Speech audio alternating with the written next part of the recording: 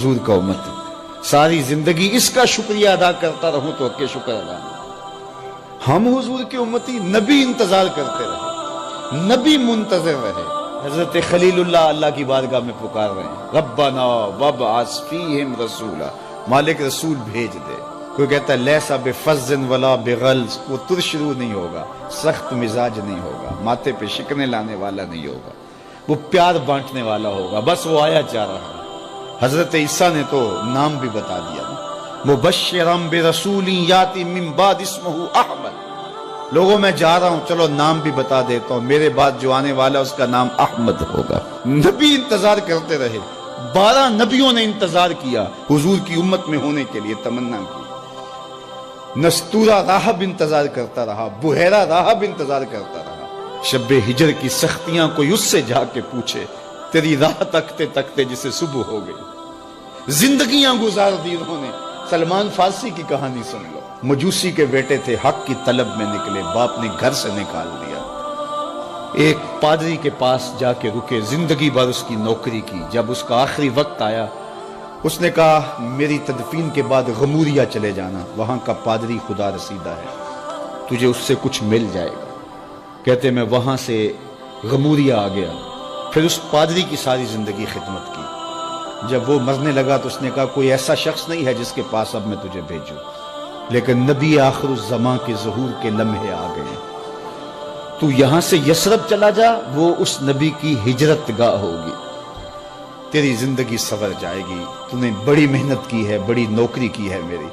کہتے میں نے اس کو کہا کہیں ایسا نہ ہو میں دھوکہ کھا جو مجھے کوئی نشانی بتا دے۔ اس نے کہا 3 نشانیاں، ایک صدقہ نہیں لے گا، دوسرا ہدیہ رد نہیں کرے گا، تیسرا 2 کندھوں کے درمیان مہر نبوت ہو۔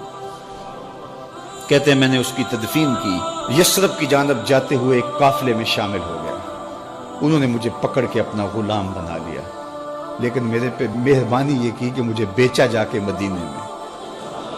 ایک یہودی نے مجھے خرید لیا، میں اس کے باغ میں گوڈی کرتا تھا، کام کرتا تھا، کھجوریں توڑتا تھا، لیکن میں انتظار میں تھا کہ کبھی وہ نبی آخر زمان آئے تو مجھے دید ہو، کبھی عرش پر، کبھی فرش پر، کبھی ان کے در، کبھی در بدر۔ غم عاشقی تیرا شکریہ، میں کہاں کہاں سے گزر گیا۔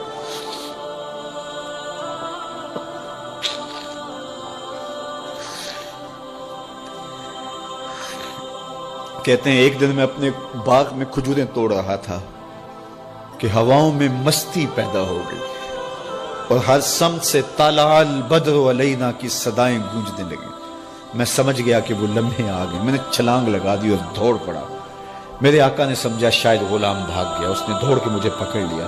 میں نے اس کو کہا کہ میں نوکر تیرا ہی ہوں، لیکن دل نوکر کسی اور کا ہے، میں بھاگوں گا نہیں، مجھے جانے دے۔ میں کچھ کھجوریں لے گیا تھا صدقے کی نیت سے، جا کے حضور کو پیش کی۔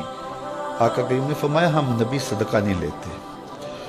کہتے ہیں نشانی ایک پوری ہو گئی۔ کہتے ہیں کہ میں کچھ دنوں کے بعد اور کھجوریں لے گیا اور میری نیت ہدیہ کی تھی، میں نے پیش کی، حضور نے قبول فرما لی، لیکن میں بھی کہتا تھا تیسری نشانی بھی پوری ہو لے تو پھر مانوں گا، اور وہ کیا تھی؟ 2 کندھوں کے درمیان مہر نبوت۔ کہتے ہیں ایک دن حضور میرے باغ میں آئے اور آقا کریم نے اپنے مبارک کندھے پہ چادر رکھی ہوئی تھی اور چادر کی اوٹ میں مہر نبوت چھپی ہوئی تھی، اور میں پیچھے ہو کے دیکھتا تھا، اور میری آرزو یہ تھی کہ کوئی تیز جھونکا ہوا کا آئے اور چادر ہٹ جائے اور میں مہر نبوت کی زیارت کر لوں۔ حضور میرے ارادہ قلب سے آگاہ ہوئے، فَأَلْقَى إِلَيَّ رِدَاءَهُ، حضور نے چادر اتار کے میری جانب پھینکی اور پھر ایسے رخ کر کے فرمایا انظر الی ما امرت بہ، اس پادری نے جو بتایا تھا دیکھ لے آ کے۔ تو کہا میں نے دیکھا کہ حضور کے دو کے درمیان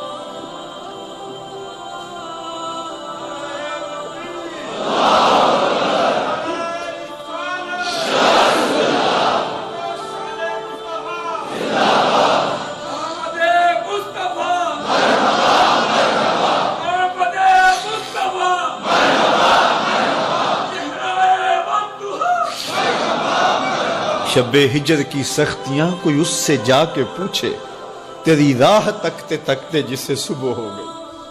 ہم نے تو کوئی انتظار نہیں کیا نا، ہم نے تو کوئی دکھ نہیں سہا، ہم سوئے تھے مقدر جاگ اٹھے، ہمارے والد مسجد سے مولوی صاحب کو بلا لائے، انہوں نے کان میں آ کے کہا مبارک ہو تو حضور کا نوکر بن کے آ رہا۔ میرے والد گرامی ایک شعر جھوم کے پڑھا کرتے تھے، محمد جانے جانا ہے پیغمبر ہو تو ایسا ہو، رسولوں کی بشارت سے مبشر ہو تو ایسا ہو، امر توقیر کا سب کو موقر ہو تو ایسا ہو، کیا ہم کو غلام ان کا مقدر ہو تو ایسا ہو۔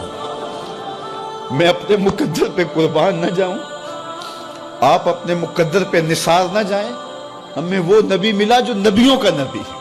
بنو سعد کے مقدر بھی جاگ اٹھے، اللہ اکبر، کیا وہ خوش نصیب وادیاں تھیں، کیا وہ خوش بخت پہاڑ تھے بنو سعد کے، جہاں حضور نے زندگی کے ابتدائی سال گزارے۔ اللہ اکبر۔ حضرت حلیمہ سعدیہ کہتی ہیں جب میں حضور کو گھر لے گئی تو میرے گھر میں روشنیاں آ گئیں، باقاعدہ عورتوں نے کہا حلیمہ تو اتنی امیر ہو گئی ہے رات کو بھی دیا نہیں بجھاتی۔ بڑے امیر کبیر گھرانوں میں بھی رات کو لوگ دیا بجھا دیا کرتے ہیں، لیکن تو اتنی ہی امیر ہو گئی ہے کہ رات کو بھی تیرے گھر کا دیا نہیں بجھتا۔ تو حلیمہ سعدیہ نے کہا آؤ میں تمہیں بتاؤں میرے گھر میں دیا کون سا روشن۔ باقاعدہ ہم جولیوں کو بلایا، پالنے میں حضور تھے، اشارہ کر کے کہا ما کننا نحتاج الی السراج من یوم اخذناہ، جب سے یہ پیارا گھر آیا ہے میں نے سارے دیے توڑ دیے، دیے کی ضرورت نہ مشعل کی حاجت، عجب روشنی تو نے پائی حلیمہ، بڑی تو نے توقیر پائی حلیمہ، بنی تو محمد کی دائی حلیمہ۔ کہا ما کننا نحتاج الی السراج من یوم اخذناہ، جب سے یہ پیارا گھر میں آیا ہے میں نے سارے دیے توڑ دیے۔ جہاں روشنی چاہیے ہوتی ہے حضور کو اٹھا کے اس کمرے میں لے جاتے ہیں، وہاں انوار پھیل جاتے ہیں، روشنیاں پھیل جاتی ہیں، کیسے اجالے پھیلے، کیسی روشنیاں پھیلیں۔ حلیمہ دا چھپر کھجوری دے تھلے، حوراں وچھالے نوری مسلے، فرش تو عرش تک پہ گئی دہائی، حلیمہ نے لٹ لئی خدا دی خدائی۔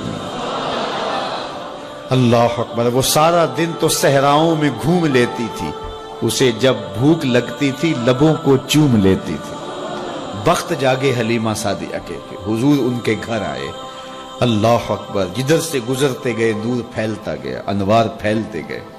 حضرت سیدہ طیبہ طاہرہ حضرت عائشہ سلام اللہ علیہا فرماتی ہیں کہ میں کچھ سی رہی تھی کہ میرے ہاتھ سے سوئی گر گئی۔ اب حضور کے گھر میں دیے میں جلانے کے لیے تیل بھی نہیں تھا، میں پریشان تھی، سوئی گر گئی، اتنے میں حضور تشریف لائے۔ حضور مسکرائے، کہتی ہے میں نے گمی ہوئی سوئی تلاش کر لی۔ اللہ اکبر۔ تو یہ روشنی تھی، یہ انوار تھے۔ اللہ اکبر۔ اذا ضحک یتلالع فی الجدر، جب حضور مسکراتے تھے سامنے والی دیواروں پہ عکس پڑتا تھا۔ اللہ اکبر۔ جب مسکراتے تھے نور پھیل جاتا تھا۔ اذا تکلم رؤیا کالنور یخرج من بین ثنایاہ، حضور کے سامنے والے دانتوں میں ہلکا سا فاصلہ تھا، اور جب آقا کریم گفتگو کرتے تھے وہاں سے نور کی کرنیں چھن چھن کے نکلتی تھیں، انوار پھیل جاتے تھے۔ ایسا نوری ماحول، ایسا نورانی چہرہ۔ حضرت ابو ہریرہ بولے کل قمر لیلۃ البدر لم ارى قبلہ ولا بعدہ مثلہ، کیا پوچھتے ہو، 14ویں رات کا چمکتا ہوا چاند تھے میرے حضور۔ پھر کہا نہیں نہیں نہیں، حضور جیسا نہ پہلے دیکھا نہ بعد میں دیکھا۔ حضرت حسان بن ثابت پاس کھڑے تھے، کہا دیکھتے کیسے، کسی ماں نے جنم دیا ہوتا تو دیکھتے۔ خدا نے وہ سچائی پن چھڑیا جدے وچ محمد نو ٹالیا سی، حسینہ جمیلہ دا منہ موڑ دیتا، محمد بنا کے قلم توڑ دیتا۔ مثل او در عالم امکان متصور نیست، حضرت شیخ مجدد کہتے ہیں حضور کی مثل بزم عالم میں ممکن ہی نہیں ہے، ہو ہی نہیں سکتا۔ اور اقبال کا لہجہ بھی دیکھیے، رخ مصطفیٰ ہے وہ آئینہ کہ اب اس سا دوسرا آئینہ نہ کسی کی بزم خیال میں نہ دکان آئینہ ساز میں۔ تو وہ پیکر تراشا، وہ پیکر تراشا، مکھ چند بدرشا شانی ہے، متھے چمک دی لاٹ نورانی ہے، کالی زلف تیک مستانی ہے، مخمور رکھی ہن مد بھری، کیسا جمال دیا، کیسا حسن دیا۔